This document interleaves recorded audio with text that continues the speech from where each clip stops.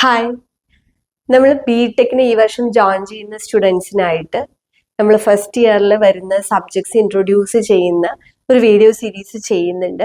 അപ്പോൾ അതിൽ നമ്മൾ എഞ്ചിനീയറിംഗ് മാത്സും എഞ്ചിനീയറിംഗ് ഫിസിക്സും കഴിഞ്ഞ 2 വീഡിയോസിലായിട്ട് പറഞ്ഞിട്ടുണ്ടായിരുന്നു. അപ്പോൾ ഇന്ന് നമ്മൾ ഇൻട്രൊഡ്യൂസ് ചെയ്യുന്നത് എഞ്ചിനീയറിംഗ് കെമിസ്ട്രിയാണ്. സോ നിങ്ങൾക്ക് ഫസ്റ്റ് ഇയറിൽ എഞ്ചിനീയറിംഗ് കെമിസ്ട്രി കുറച്ച് ഗ്രൂപ്പുകാർക്ക് അല്ലെങ്കിൽ കുറച്ച് ബ്രാഞ്ചുകാർക്ക് S1-ലായിരിക്കും, കുറച്ച് പേർക്ക് S2-ലായിരിക്കും. സോ S1-ൽ നിങ്ങൾ എഞ്ചിനീയറിംഗ് കെമിസ്ട്രി ആണ് പഠിക്കുന്നതെന്നുണ്ടെങ്കിൽ S2-ൽ നിങ്ങൾക്ക് എഞ്ചിനീയറിംഗ് ഫിസിക്സ് ആയിരിക്കും.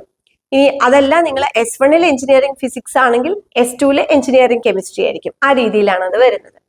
അപ്പോൾ എഞ്ചിനീയറിംഗ് ഫിസിക്സ് പോലെ തന്നെ എഞ്ചിനീയറിംഗ് കെമിസ്ട്രിയും നിങ്ങൾക്ക് ഈ പറഞ്ഞ പോലെ ഫസ്റ്റ് ഇയറിൽ മാത്രമേ ഈ ഒരു സബ്ജക്റ്റ് ഉണ്ടാവുള്ളൂ. ഇപ്പൊ നമ്മൾ +2-ൽ പഠിച്ചിട്ടുള്ള കെമിസ്ട്രിയുടെ ഒരു കണ്ടിന്യൂവേഷൻ ആയിട്ടായിരിക്കും വരിക. അതിലെ എല്ലാ പോർഷൻസും ഒന്നും നമുക്ക് ഇവിടെ എഞ്ചിനീയറിംഗിന് പഠിക്കേണ്ടതായിട്ട് വരില്ല. സെലക്റ്റഡ് ആയിട്ടുള്ള കുറച്ച് ടോപ്പിക്സ് മാത്രമേ നമുക്ക് വരുള്ളൂ.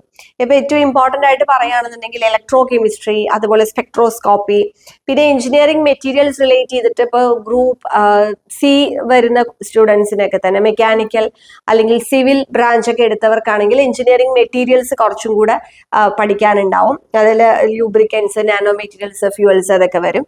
പിന്നെ നമുക്ക് വരുന്നത് എൻവയോൺമെന്റൽ കെമിസ്ട്രി ആണ് പിന്നെ ഇമ്പോർട്ടന്റ് ആയിട്ട് വരുന്നത്. അത് ഇപ്പോൾ ഓരോ ഗ്രൂപ്പുകാർക്കും സിലബസ് ഡിഫറെന്റ് ആയിരിക്കും. അപ്പൊ ആ രീതിയിലാണ് നമുക്ക് എഞ്ചിനീയറിംഗ് കെമിസ്ട്രി പഠിക്കാനായിട്ട് വരുന്നത്. ഒരുപാട് ടഫ് ഒന്നും ആയിരിക്കില്ല. നമ്മൾ ഓൾറെഡി കെമിസ്ട്രി നമ്മൾ +2-ലൊക്കെ പഠിച്ചിട്ടുള്ളതാണ്. അപ്പൊ അതിന് കുറച്ചും കൂടെ അഡ്വാൻസ്ഡ് ആയിട്ട് നമുക്ക് എഞ്ചിനീയറിംഗ് കെമിസ്ട്രിയുടെ അപ്ലിക്കേഷൻ എങ്ങനെയാണോ നിങ്ങൾക്ക് അതിനുശേഷം നിങ്ങളുടെ കോർ സബ്ജക്റ്റുകളിൽ വരുന്നത്, അതിന്റെ ഒരു ഫൗണ്ടേഷൻ ആയിട്ടായിരിക്കും എഞ്ചിനീയറിംഗ് കെമിസ്ട്രി നമ്മൾ പഠിക്കേണ്ടത്.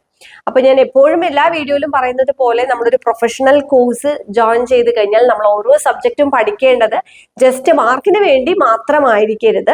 ആ സബ്ജക്റ്റ് മനസ്സിലാക്കി നമ്മൾ പഠിക്കുന്ന എല്ലാ വിഷയങ്ങളിലും അതിന്റെ ആപ്ലിക്കേഷൻ എങ്ങനെയാണ് വരുന്നത് എന്നുള്ളത് മനസ്സിലാക്കി കൃത്യമായ ആ ഒരു ഫൗണ്ടേഷനോട് കൂടി തന്നെ വേണം പഠിക്കാനായിട്ട്.